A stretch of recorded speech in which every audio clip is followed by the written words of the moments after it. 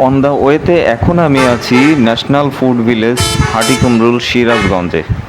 অনেক আগেই ঢাকা থেকে এসেছি, আসলে অনেক কষ্ট করেছি, অনেক কাজ করেছি, ক্ষুধা লেগে গিয়েছে, এখন আসলে এখানে খেতে হবে।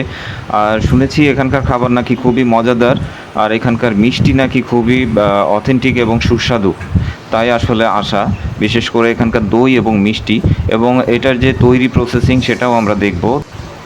এখনও হয়তো অনেকেরই খুব কাছ থেকে দই তৈরি করা বা মিষ্টি তৈরি করা দেখা হয়নি, খুব দেখতেও হয়তো ইচ্ছে করে কিভাবে সরা দই তৈরি করে, কিভাবে কাপ দইগুলা তৈরি করে, একদম পিওর ছানা দিয়ে কিভাবে রসগোল্লা তৈরি করে।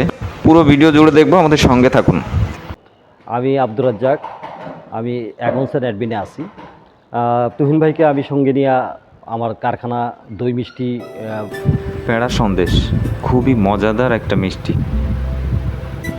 রসে ভরা রসগোল্লা কিছুক্ষণ আগেই তৈরি হলো।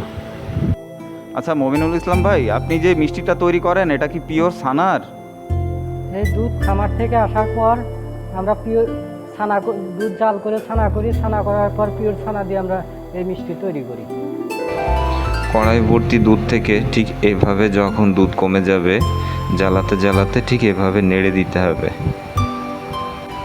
5 মণ দুধ থেকে দুধ হবে 3.25 মণ। জ্বালানো এই দুধ থেকে খুব সুন্দর একটা স্মেল বা ঘ্রাণ বের হচ্ছে।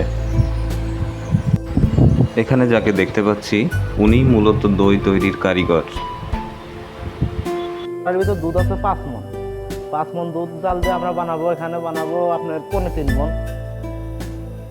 3.25 মণ দুধ আমাদের মনে দই হয় হলো মনে করেন এখানে স্পেশাল দই হয়, তো দই হয় 20টা, 20টা দই আমরা তৈরি করি।